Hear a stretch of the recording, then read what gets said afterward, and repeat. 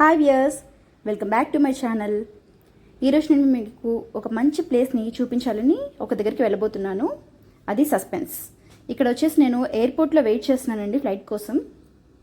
So ఏంటంటే ఇక్కడ waiting హాల్లో కూర్చోబెట్టారు. ఓకే, మన ఫ్లైట్ వచ్చేసింది, ఫ్లైట్ ఎక్కేసాము. ఇక్కడ మీరు చూసినట్టయితే టర్బైన్స్ ఉన్నాయి, టర్బైన్ తిరుగుతుంది. యాక్చువల్గా సౌండ్కి ఏంటంటే చెవులు మోత వచ్చేస్తుందండి.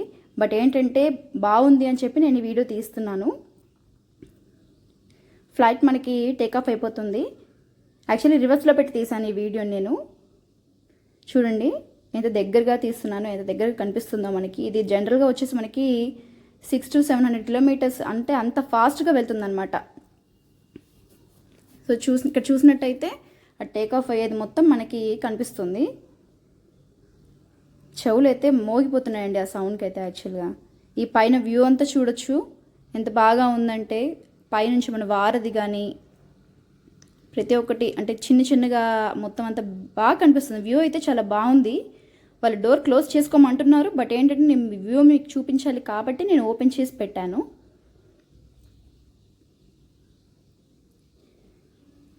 ఫైనల్గా మనము రీచ్ అయిపోయామండి. నేను వచ్చేసి బెంగళూరులో రీచ్ అయ్యాము, బట్ మైసూర్ వచ్చాము. అక్కడ నుంచి మైసూర్, ఇదొక Mysore hotel, 3 star hotel. Reach అయిపోయాను ఫైనల్గా. ఇక్కడికి నేను రెస్ట్ తీసుకుంటున్నాను. రూమ్ని వాళ్ళు మనకి రూమ్ ఇచ్చేదాకా వెయిట్ చేయాలి కాబట్టి వెయిట్ చేస్తున్నాను నేను. ఓకే, ఫైనల్గా మనం మైసూర్ నుంచి ఊటీ వచ్చేసాము. ఇక్కడ వచ్చేసి ఒక కాటేజ్ తీసుకున్నామండి. హిల్ స్టేషన్లో ఉన్నాం కాబట్టి అక్కడ మనకి వుడెన్ కాటేజెస్ అనేవి ఉంటాయి. సో కాటేజ్లో నుంచి నేను బయటకు వచ్చాను. One of the most hill స్టేషన్లో మంచి ప్లేస్, మంచి వ్యూ అంటే ఇదేనండి అక్కడ. ఎందుకంటే గార్డెన్, ఎక్కడ చూసినా గార్డెన్, గార్డెన్ పైన వీళ్ళు కాటేజ్ అన్నీ చక్కగా కన్స్ట్రక్ట్ చేశారు.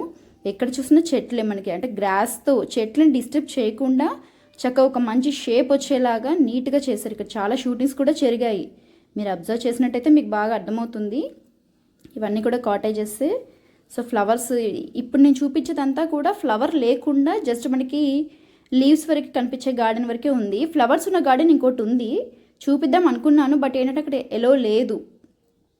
సో రెయిన్ పడడం వల్ల ఏంటంటే ఎలో లేదు, క్లోజ్ చేశారు. సో అది నేను మిస్ అయిపోయాను.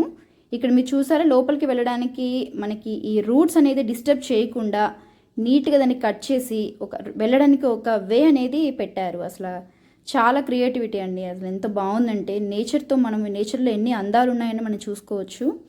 చూసారు, ఈ రూట్స్ ఎక్కడ కూడా డిస్టర్బ్ చేయకుండా జాగ్రత్తగా చేశారు. ఇక్కడ మనకి ప్లస్ పాయింట్ ఏంటంటే మనం వాటరింగ్ చేసే అవసరం లేదు, ఎందుకంటే ఎప్పుడు వాన కురుస్తూనే ఉంటుంది. అక్కడ స్నో పడ్డట్టుగా రెయిన్ఫాల్ అనేది పడుతూనే ఉంటుంది కాబట్టి ఎక్కువగా మనం వాటరింగ్ చేయాల్సిన అవసరం కూడా లేదు.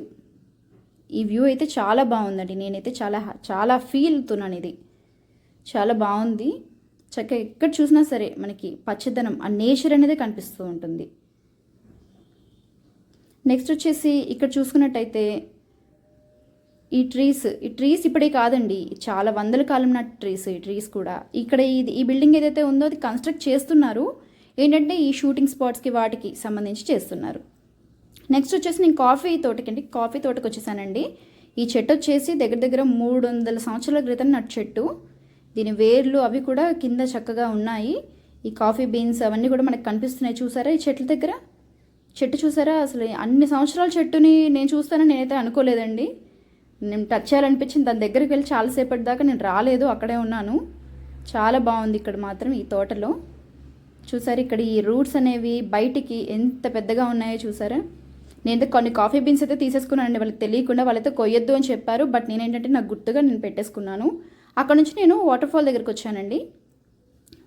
నెక్స్ట్ అక్కడ నుంచి ఎలిఫెంట్ పార్క్ అని ఒకటి ఉంది. ఇక్కడ వచ్చేసి మనకి హండ్రెడ్స్ ఆఫ్ ఎలిఫెంట్స్ ఉంటాయి, ఒకచోటే ఉంటాయి అన్నమాట. అవన్నీ కూడా ఇక్కడికి రావాలి అని అంటే మనము త్రూ బోట్లో రావాలి. బోట్లో ఫోన్ తీసి చేసేంత నాకు టైం లేదు కాబట్టి నేను మీకు అది చూపించలేకపోయాను.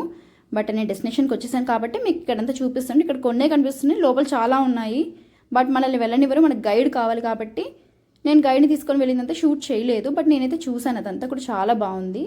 ఈ ఎలిఫెంట్స్ చిన్న పిల్లల దగ్గర నుంచి పెద్దవాటి దాకా, అంటే ఎలిఫెంట్స్ అన్నీ ఒక దగ్గర ఉండడం, దాన్ని ఒకటేసారి మనం చూడడం అనేది నాకైతే చాలా షాకింగ్గా ఉంది. జనరల్గా 1-2 చూస్తాం మనము, ఇన్ని చూస్తున్నాము అంటే ఫస్ట్ భయం వేసింది. వాటి దగ్గరికి వెళ్ళి వీడియో చేయాలంటే కూడా నాకు భయం వేసింది.